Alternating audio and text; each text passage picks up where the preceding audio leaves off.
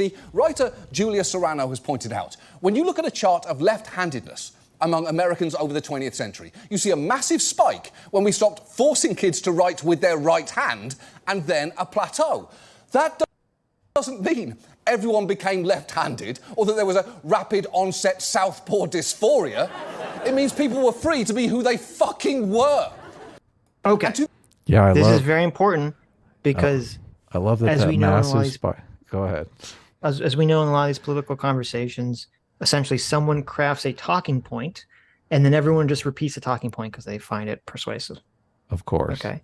Yeah. So let's actually look at this chart. Yeah. So look at this chart and it looks like approximately the low point is like 1910, 1905-ish. Right. And it's like at a little bit over 3%, 3.6% maybe. So 3.6% of people in 1905 or 1910 were left-handed.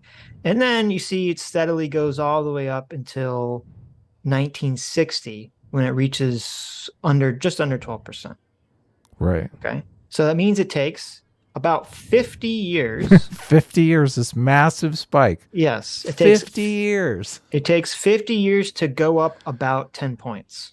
Right. Which is about 3 times as much. Right.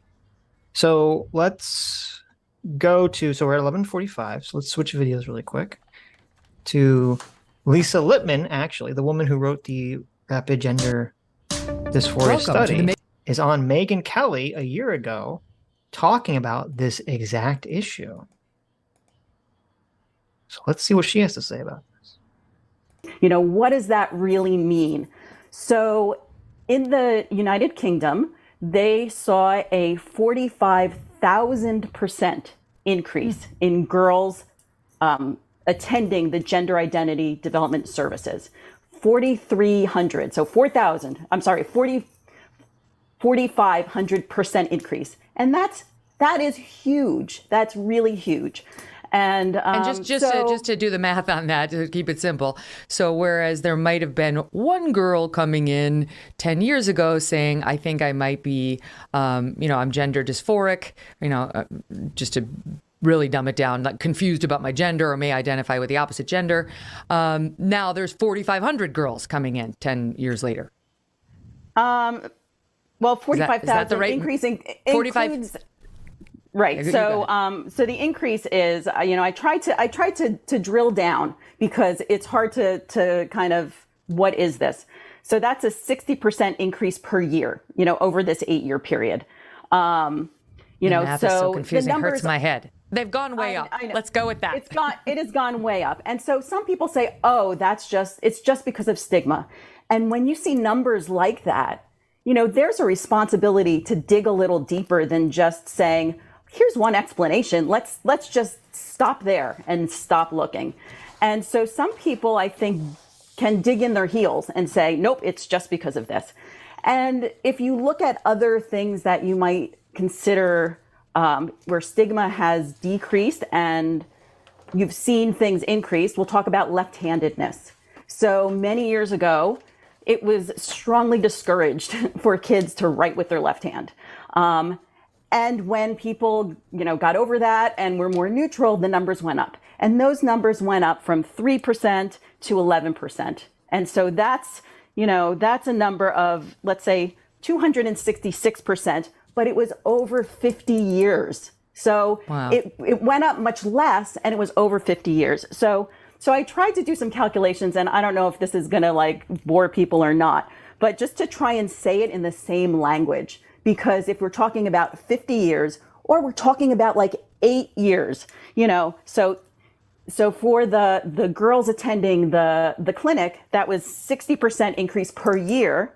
And for left-handedness, it was 3% per year. Oh.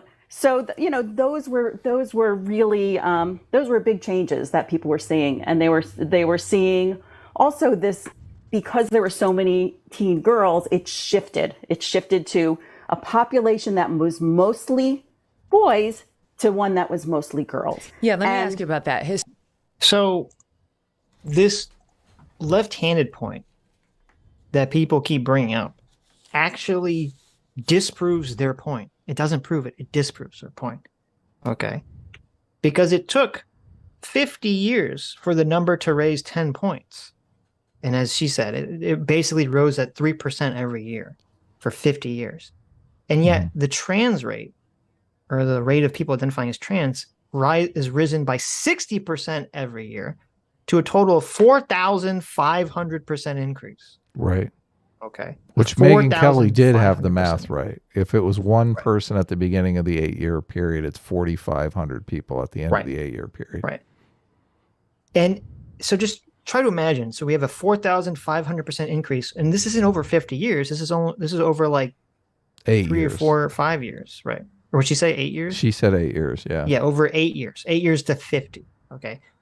It's just this. So that example, the left-handedness actually disproves her point. Because you say, well, wait a minute.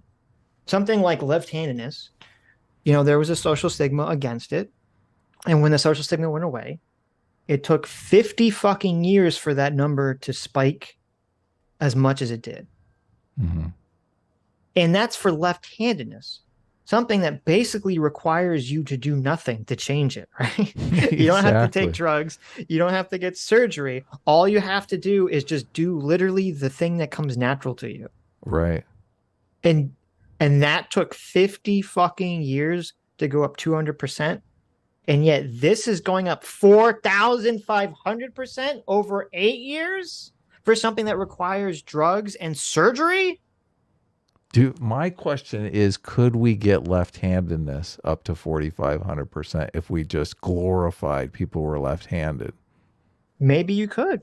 That's exactly. Maybe you could. I wouldn't be shocked. I wouldn't be remotely shocked. We need to go back to believing that left-handed people are stigmatized by society, that they're victims. We need to raise the victim status of left-handed people. So people will identify as left-handed. What do you think? Hey, listen, that would be great. There's lots of white people out here who feel like they don't want to get hit with the oppression points when they apply for a job and say, "Listen, I am oppressed. I'm left-handed." Exactly. Okay. Look I have mountains of history of oppression against me. Can I just identify as left-handed? There you go. There you go. They have to be careful though, because this came up in some of the literature we saw. There's I know. Actually, I don't want to identify as left-handed. Let's ask the chat. Let's do a poll on how many people in our audience are left-handed before you throw that stat out there. I kind of feel like we should hold on to that until we get some stats. I feel like that's evil and mean. Until we get some stats. But funny. Do you want me to do a poll? I don't know. Maybe it is too How many mean. people in our audience are left-handed? You're right. It's too mean. Don't do it. John Masters says, as a left-handed person, I'm disgusted by your open bigotry. Oh, no. There you go. Now you can't say it. It's going to be John. No, so there's there's a thing that's kind of funny. When we were looking at, what's his name? Cantor. Yeah. The guy who studies pedophilia that Mr. Girl was talking about, who didn't seem like he exactly had the position that I think Mr. Girl thought he had, but I'm not sure. I haven't done enough research into him. And I'd be curious to see if I could find his interview with him. He said he has some very interesting things about what he thinks causes pedophilia, and he thinks it's primarily biological. But what he said was interesting is that there's actually a higher prevalence of people that are left-handed in the pedophilic community than the average community. Right. 10% of men are left-handed, and 30% of pedos are left-handed. Right. Which is pretty interesting. Right. Yeah. So now, obviously, this doesn't mean the immediate. I mean, you got to do the math on how many.